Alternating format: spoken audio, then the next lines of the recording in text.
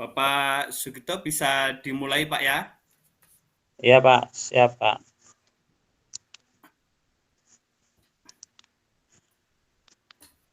Assalamualaikum warahmatullahi wabarakatuh. Waalaikumsalam warahmatullahi wabarakatuh. Selamat sore Bapak Sugito. Sore Pak. Pada sore ini kita akan berbincang-bincang, akan ngobrol, mengadakan percakapan. Tentunya tujuannya percakapan ini pada kesempatan ini saya akan banyak bertanya kepada Bapak Sugito. Tentunya yaitu bagaimana menjadi guru yang disenangi siswa ya Pak ya. Iya Pak. Menjadi guru yang disenangi siswa tentunya bagaimana guru itu selalu disenangi siswa sehingga siswa itu tidak membosankan. Itu yang menjadi tujuan kita nanti pada kesempatan sore ini Pak Sugita ya. Iya Pak. Baiklah, dengan demikian Bapak Sugito untuk sampai sekarang ini seperti apa keadaan siswa terhadap Bapak Sugito itu? Ya, untuk saat ini keadaan siswa tempat saya mengajar itu memang tentunya berbeda Pak dengan sekolah-sekolah yang ada di kota. Karena sekolahan kita ini memang jauh dari akses kota, terutama akses sarana-prasarana seperti jaringan internet, terus lampu. Nah, mungkin baru bulan-bulan ini aja kita masuk listrik. Terus kondisi lingkungan tempat tinggal mereka yang dekat pesisir pantai dan gunung, dan akses jalan mungkin untuk menuju sekolah juga yang bikin mereka kadang agak-agak kesulitan, dan juga dukungan dari orang tua. Mungkin juga karena fasilitas-fasilitas yang ada di sekolahan. Tapi saya berusaha untuk semaksimal mungkin bagaimana tetap mengabdi dan mengajar untuk mendidik anak-anak bangsa, terutama untuk masa depan mereka, supaya nanti mereka kalau lulus bisa menjadi anak-anak yang bisa berbaur pada pada dasarnya anak-anak yang sama yang ada di kota gitu Pak. Terus posisi sekarang ini siswa terhadap Bapak ini apa sudah nyaman, senang itu? Bagaimana Pak?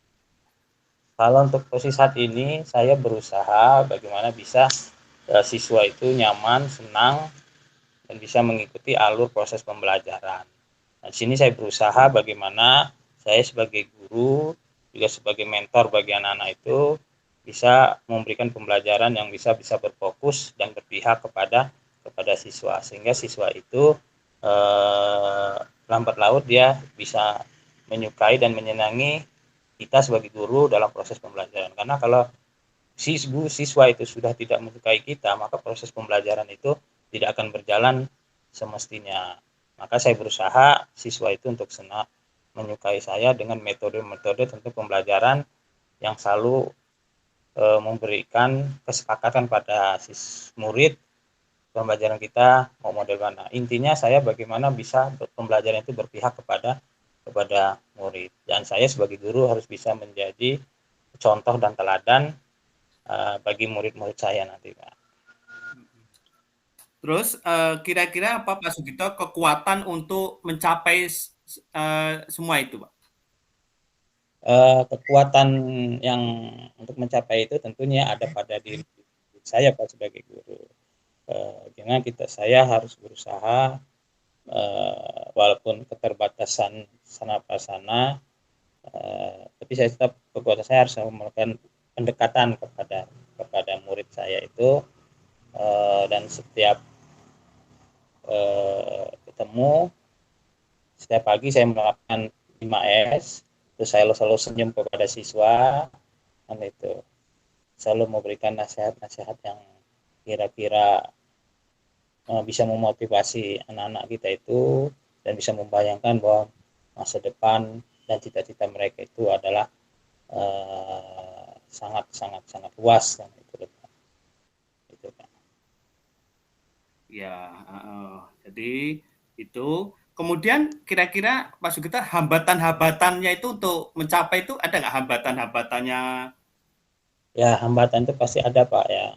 Pertama, eh, terhadap siswa-siswa yang memang jarak tempuh dari sekolah itu yang sangat jauh, terus siswa yang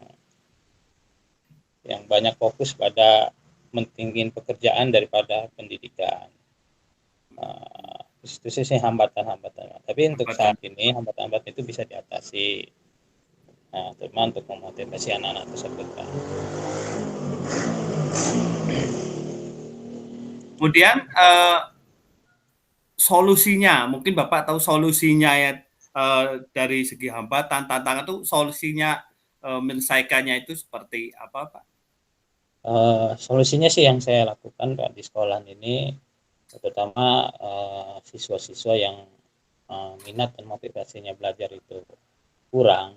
Nah, saya coba melakukan pendekatan empat mata dengan memanggil murid tersebut di ruangan, terus kita komunikasi intent apa permasalahan mereka, kesulitan dan kesukaran mereka itu kenapa kok bisa dalam untuk bersekolah itu kok kurang termotivasi. Begitupun orang tuanya kita datang, kita panggil dan kita berikan pencerahan bahwa pendidikan dan masa depan itu, pendidikan anak itu adalah sangat penting dan itu tanggung jawab kita semua, terutama kepada orang tua. Terus anak-anak juga saya motivasi bahwa kalau tidak menempuh pendidikan maka kita akan jadi apa ke depannya kan gitu. Karena murid-murid ini merupakan sebagai generasi bangsa dan saya terceritakan bahwa nanti tahun 45 adalah kalian lah yang akan meneruskan sebagai generasi-generasi emas tentunya kan. Itu yang bisa untuk motivasi. Baik, Pak. Tentunya tadi udah ada solusinya, itu Pak Sugito. Kemudian apa rencananya Bapak setelah mencapai tujuan tadi itu, apa rencana ke depan? Rencana saya sih dalam proses pembelajaran nanti tetap saya akan memberikan pembelajaran yang sesuai dengan kebutuhan murid.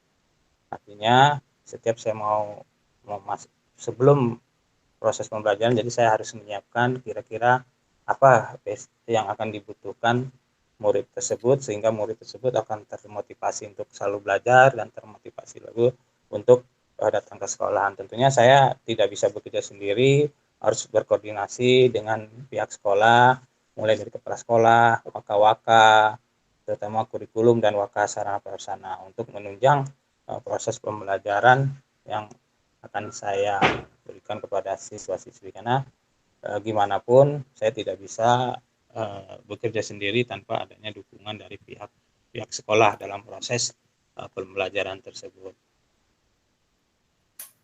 Kemudian ada nggak Pak umpamanya skala prioritas atau strategi apa untuk mencapai tadi Pak? Skala prioritas dan strategi yang saya canakan itu Pak, bagaimana meyakinkan murid dan orang tua bahwa dan juga pihak sekolah bahwa walaupun kita ini sekolahnya jauh, aksesnya dari kota, tapi usahakan kita ini punya prestasi, walaupun prestasi itu bukan prestasi akademik, misalnya non akademik, untuk memperkenalkan sekolah kita di masyarakat, baik di luar dari masyarakat tempat kita ada ini, maka mungkin prestasi akademik anak-anak kurang Pak, maka saya memotivasi anak, ternyata anak-anak ini banyak kalau berbicara ekskul kegiatan non akademik itu mereka lebih aktif kan gitu. Nah ini yang akan selalu kita promosikan, sekolah ini supaya terkenal walaupun aksesnya jauh, maka setiap kegiatan apapun diikutkan walaupun kegiatan kita memang Pak kalau mengikuti kegiatan apapun kita memakan biaya yang lebih besar kan, beda dengan orang sekolahan yang ada di kota. Ini yang kendala kita adalah dana Pak sebenarnya, tapi walaupun tidak semua itu diikutkan, tapi setiap event apapun minimal kita harus meyakinkan sekolah harus tetap ikut walaupun masalah menang atau kalah, yang penting anak-anak supaya anak murid itu bisa mengenal dunia luar lah dari tempat dia tinggal. Ya. Tentunya ada jangka waktunya, memakai jangka waktu enggak itu Pak untuk mencapai tujuan itu, kemudian ukuran keberhasilannya seperti apa Pak? Ya kalau jangka waktu pasti ada itu, jangka waktu memang perlu proses Pak ya, bisa karena kita penyesuaian ya, tapi alhamdulillah sih karena semua itu di spot, apapun kegiatan itu ya bertahap sih Pak,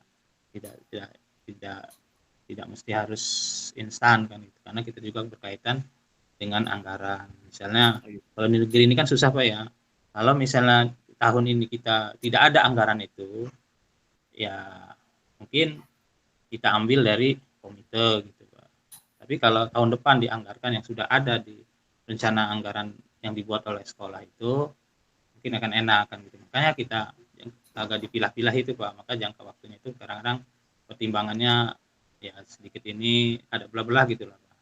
Terus kalau prestasi, alhamdulillah sih pernah, walaupun dia tidak juara 1 atau dia bisa dapat juara harapan 1 kan itu. Ada yang dapat juara kayak kegiatan lomba itu juara bulu tangkis itu dapat juara 1 walaupun hanya tingkat kabupaten. Yang penting apapun kegiatan itu anak-anak itu kan tampil Pak, tampil walaupun tidak semua kegiatan itu diikuti. Karena kaitannya dengan dana sih Pak. Terus kemudian komitmen Bapak itu setelah tercapai rencana tadi, komitmennya sekarang Pak, ya tanggung jawabnya lah gitu. Kemudian siapa yang membantu dalam mencapainya itu Pak? Komitmen itu tetap kita bangun Pak, komitmen itu kita bangun bersama. Jadi yang sudah terlaksana itu akan tetap kita pertahankan, kita kembangkan. Nah, jangan hanya setelah kegiatan sudah selesai gitu. Jadi kita ada tindak lanjut. Jadi ada pembinaan. Tentunya kita kerjasama dengan pimpinan lah Pak, pimpinan, terus pembina, terus waka-waka, terutama waka-waka yang membidangi untuk kegiatan anak itu. Terus juga dengan teman-teman sejawat lah yang ada. Karena kalau kita tidak kolaborasi Pak, maka sekolahan dan program-program yang kita buat, kegiatan yang kita laksanakan itu, maka tidak akan berjalan. Apalagi kalau satu sama lain saling tidak peduli. Tapi alhamdulillah kita saling support Pak, saling dukung. Demi tujuannya adalah untuk kemajuan sekolah dan untuk mengembangkan minat dan bakat dan potensi kemampuan siswa itu tetap digali gitu. Itu saya bisa meyakinkan kepada pimpinan, teman sejawat dan yang lainnya. Terima kasih Bapak, tentunya tadi kita sudah ya percakapan, ngobrol-ngobrol dengan tujuan bagaimana guru yang disenangi. Sesuai tadi tentunya komunikasi kita, percakapan kita, coaching kita pada sore ini tentunya sama-sama menggali Pak, ya artinya senang kita Pak ya percakapan ini sama-sama untuk mencari solusi ya Pak ya. Terima kasih Bapak Sugito udah menemani juga sama saya sehingga sama-sama untuk mencari solusi yang terbaik. Terima kasih. Terima kasih Pak Sugito. Selamat sore, selalu sehat, semangat dan mudah-mudahan menjadi berkah. Terima kasih. Assalamualaikum warahmatullahi wabarakatuh. Waalaikumsalam warahmatullahi wabarakatuh.